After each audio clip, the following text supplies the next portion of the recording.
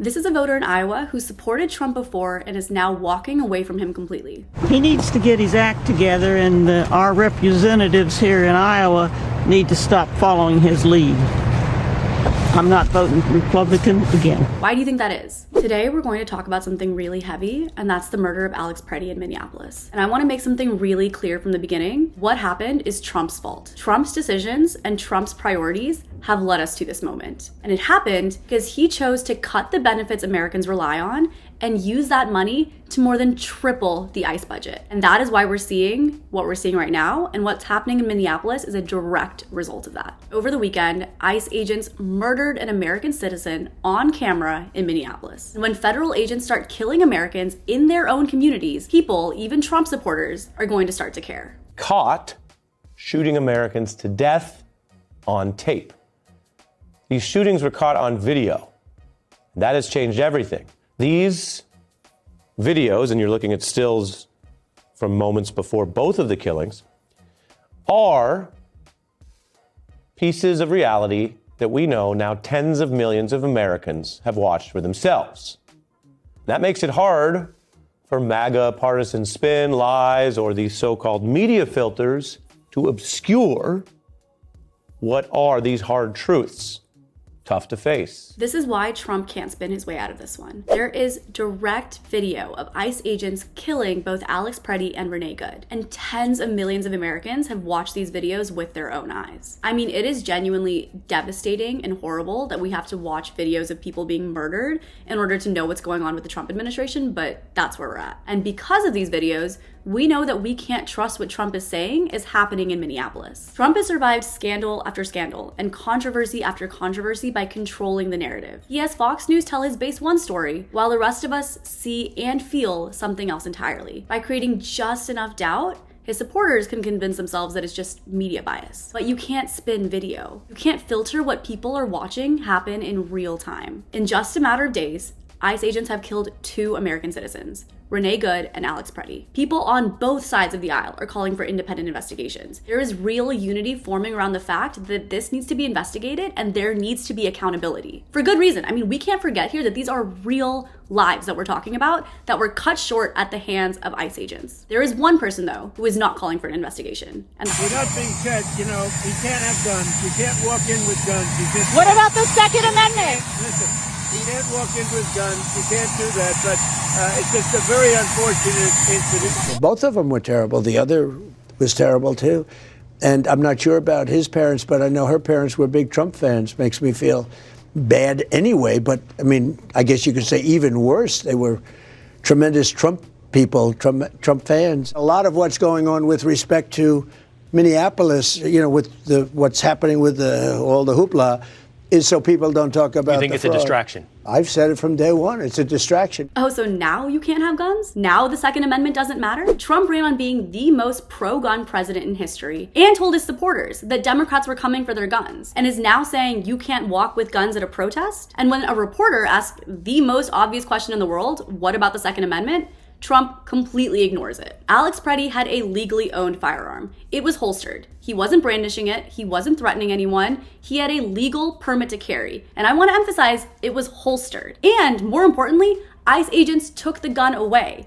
He was disarmed, and that's when they shot him in the back multiple times. Alex did not have a gun when he was murdered. The ICE agents made very sure of that. You know who Trump did defend? Kyle Rittenhouse, who crossed state lines with an AR-15 and shot and killed 2 people. Trump called him a very good boy and made him a MAGA celebrity. Rittenhouse, who actually used his gun to kill people, gets championed as a Second Amendment hero. And funnily enough, I mean, even Kyle Rittenhouse himself has conceded that the ICE agents were in the wrong in this case. Even the NRA, the most pro-Republican organization in history, has come out against Trump on this. Alex Pretti, who had his gun holstered, never fired it, and had it confiscated by ICE agents, was murdered by those very same ICE agents, and Trump says, you can't walk with guns. Trump's response is to side with the killers. And then Trump says he feels bad about both killings, but feels worse about Renee Good because her parents were Trump supporters. I'm sorry, what? Literally, what are we talking about? 2 American citizens are dead, murdered by federal agents. And Trump is ranking which death is sadder based on whether their families voted for him. And it gets worse. After saying the Second Amendment doesn't matter, after ranking American lives based on their political loyalty, Trump then calls both murders a lot of hoopla. Hoopla. 2 Americans are dead, shot by ICE agents on camera in American streets. And the president is calling it hoopla. That is what Trump actually thinks about you. If you're not useful to him politically, your life does not matter. Your death is a lot of hoopla. Your constitutional rights can be thrown out the window. Alex has a holstered gun and gets murdered, and Trump says it's a distraction. Renee Good only matters because her parents voted for him. The message is very clear. Your rights, your life, your value as an American, all of it is conditional on whether you're loyal to Trump. When people watch that video and the government tells them, well, he was assaulting the police officers, nobody with any objectivity watches that video and believes that's what's happening. As the man retreats, with each altercation, he retreats, and then the woman is thrown violently to the ground, he's thrown to the ground. No American believes that he was assaulting the officers. In fact, the opposite appears to be true. So we have to get some rules of the game, and we can't have the government justifying this type of behavior because the vast majority of Americans think this was unfair what happened. The intimation, or actually the explicit call to say you don't have a Second Amendment right to carry arms in a protest really flies in the face of most of our Second Amendment community. I can tell you I've been to dozens and dozens of rallies and or protests where people are visibly armed or have concealed carry. So the people who are saying this, we need to get this straight so we can have some kind of awareness if people go to a protest that they know what the rules of the game are. If videoing somebody is an assault, which most people don't believe it is, but that is assault, then people need to know that if you video someone, you could be shot.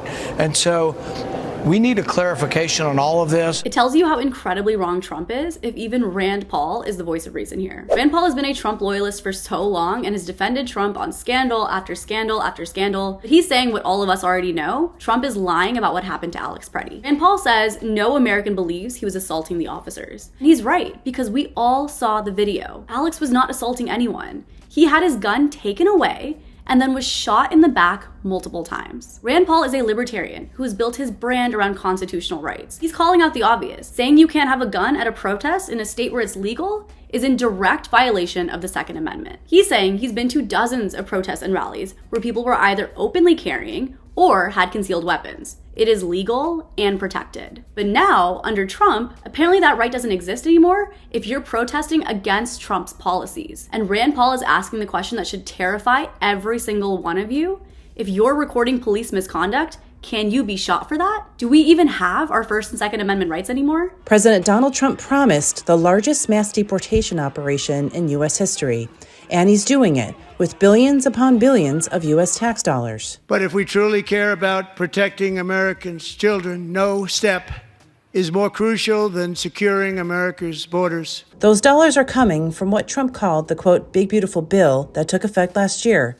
That legislation essentially doubled annual Homeland Security funding, adding $170 billion to be used over 4 years. Of that, ICE was provided $75 billion for operations and detention facilities, much different than the typical $10 billion a year. So how did we get here? Trump's budget, you may know it as the one big beautiful bill, gave ICE $75 billion. $75 billion with a B. For context, ICE's budget has hovered around $10 billion a year for the past decade. So Trump gave them 7.5 times that for their annual budget all at once to terrorize American communities. And where did that money come from, you might be asking? Well, the answer is you and your pockets, your healthcare. Trump cut over $1 trillion for Medicaid and Medicare. That is the largest cut to Medicaid in the program's history. An estimated 10 million Americans are losing their healthcare coverage because of this. He also cut SNAP benefits and food assistance. SNAP benefits were slashed by $120 billion. So I want to be super clear about what's happening here. Trump took healthcare away from millions of Americans. He took food assistance away from millions of struggling families and used that money to massively expand ICE. He hired thousands of new agents and then didn't properly train them, didn't properly vet them, and then unleashed them on the streets as part of his mass deportation obsession. And now 2 American citizens are dead. And Trump is trying to deflect the blame. You know, he might fire someone, he might demote someone, but you cannot let him get away with it because this is his fault. Trump is the one who cut the programs that help Americans survive, and he used that money to build a masked, heavily armed paramilitary force that is now terrorizing communities and killing Americans. The first is that the administration is trying to make you believe that you don't have any rights anymore. And this has been systematically happening since Donald Trump got back into office, but it's especially true with what's going on with ICE. And the American people are too smart for it, and that's what gives me a lot of hope, I guess, against the sea of all of the depressing news in this. But that's really the message that they're sending, that they don't think that you know about your First Amendment rights, your Second Amendment rights, your Fourth Amendment rights, and they're just going to tick down the list. So that was the first thing. The other piece of it is like looking around and seeing how many conservative editorial boards, especially like the New York Post, which said that basically straight up, like the American people didn't vote for these scenes. They are being told to not believe their lying eyes. That's something I've been saying for a really long time. The American people didn't vote for this, and they just kept coming back and back and back. Oh, it was Biden's fault if he hadn't opened up the border, blah, blah, blah. We're past that. It feels like we've really gone through some sort of Rubicon at this point. Donald Trump knows this. He knows what's coming. Jessica is totally right. The Trump administration is trying to make you believe that you don't have rights anymore. Think about what we're watching unfold. ICE agents are arresting people without warrants. They're killing people without consequences. People are being detained for filming, for protesting. They are literally just going down the list. Your First, Second, Fourth Amendment rights, all under question. Trump is trying to systematically make you believe that your constitutional rights don't exist, that federal agents can do whatever they want. But we are watching people break ranks in real time. Trump voters are walking away. Even the NRA is pushing back. Rand Paul is openly disagreeing. Bipartisan calls for investigations.